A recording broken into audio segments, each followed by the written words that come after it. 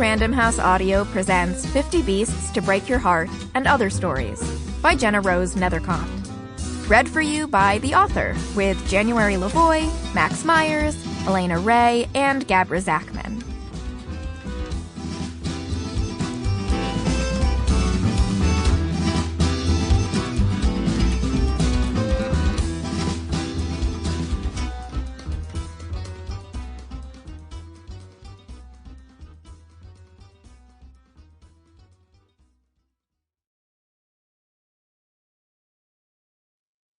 To the Autumn People.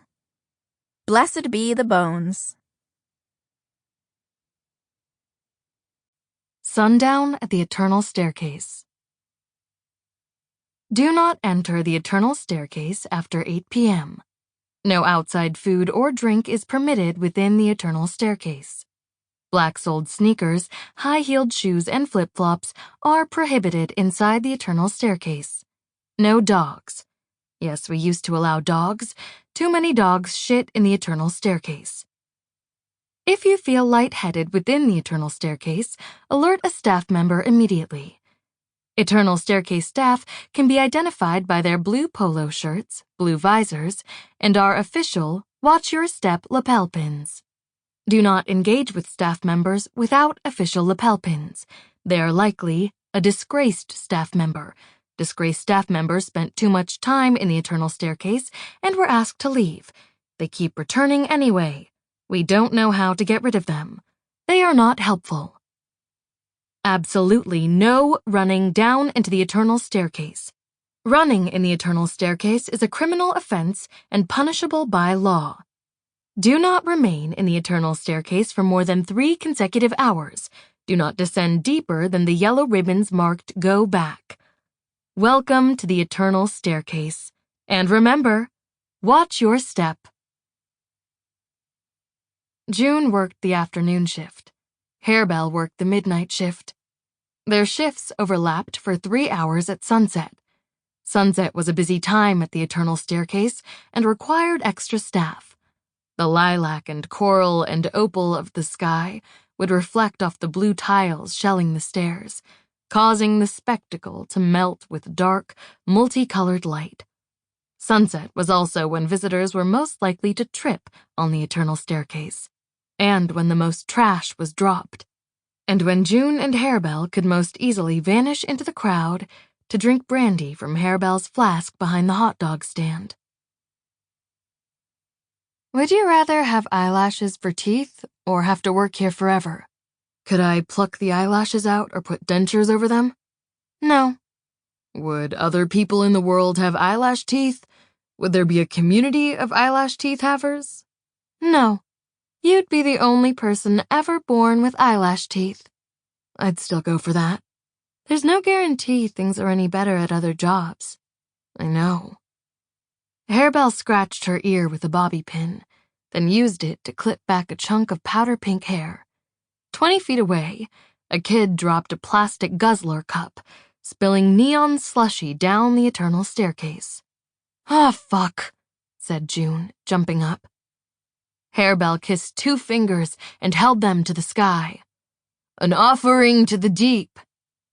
June pulled a rag from the staff kit in her fanny pack and headed toward the spill.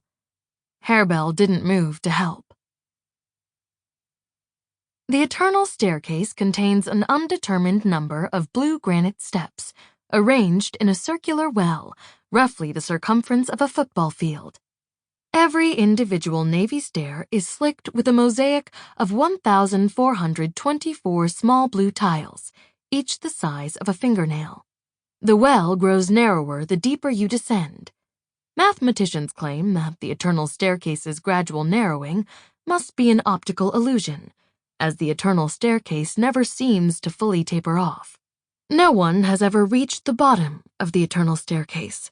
There may or may not be a bottom to the Eternal Staircase, but if there is one, the Eternal Staircase certainly does not want anyone to know. No one worked at the staircase for more than a summer. Well, almost no one. Weird things happened to people who stayed too long. Ennui, bouts of dizziness, Violent dreams. Dreams about animals with multiple heads, or no heads at all. Suspicious numbers of molar cavities. There were all sorts of urban legends about the eternal staircase. Where it came from, where it led, what it could do to you if you weren't careful. June and Harebell thought it was bullshit. Maybe the weird dreams thing was true, but beyond that, everyone quit by September because it was just a gross place to work. Charlie, the manager, wore the same paisley button-down every day and called all women Sweetie instead of their names. He owned a plot of land out west that he claimed was a genuine gold mine. He had yet to find a single flake of gold, and he was always making people look at photos of the acreage on his phone. Charlie paid minimum wage and not a cent more, and only hired girls he thought were hot. Half the time the paychecks bounced, and he had to wait until the hot dog stand had enough money to pay the employees from the register. Then there was the work itself. Huffing up and down the staircase, mopping up ketchup and Cheeto spills, getting yelled at by road-tripping tourists who threatened to sue after stubbing a sandaled toe on a stone step. It could have been labeled character building if it weren't so sleazy. Harebell was the exception to the summer rule. While June had been there only since school let out, Harebell had worked there a year and a half. "It's temporary, though," she insisted, rolling a joint in the shadow of the hot dog stand. She licked the paper edge, sealed it shut. "I'm going to move to Portland. Open a tattoo shop. I bought a tattoo gun online. Been practicing on grapefruits. I'll do one on you if you want." "Yeah?" June said. "What should I get?" "Whatever you want, baby. Whatever you want. I have to practice. Then, when I'm good enough, I'm out of here." Peanut Dave popped his head out of the hot dog stand. "Can I get one?"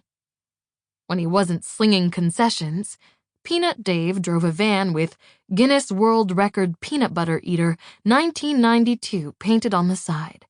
There was a slot cut into the van where people could leave donations. Charlie strictly forbade this solicitation. But if you want an autograph, just ask and Peanut Dave will provide. "Sure, Dee, but I get to choose what you're getting. And you can't look till I'm done." Skin, he said. "We're all gonna rot one day anyway. Draw a dick on me, I don't care." "Give him a peanut," June said. "Or a hot dog. A little something to remember me by before I go." Harebell winked at him. There was a small casino on the south side of town, and a gaggle of small art galleries feathering Main Street, but nothing measured up to the eternal staircase. Most of the town's economy relied on tourists trickling off the highway to gawk at the spiral of tiled steps, which gaped like an animal's maw. It was the town's pride and its curse. While the residents relied on the eternal staircase for financial security, they had to spend their lives pretending to care about it. There were shops selling postcards of the staircase, little shot glasses with the staircase etched into the side, keychains that read, "Watch your step." Even the high school mascot was a single rectangular Navy stair named Trip, a poor rival for the neighboring town's Killer the Whale. The eternal staircase seemed to cast a blue haze over the whole region, and you couldn't get out from under it until you crossed the county line. June and Harebell had lived near the staircase their whole lives.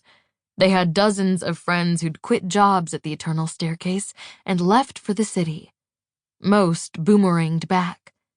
People raised near the eternal staircase had a hard time adjusting to life without it.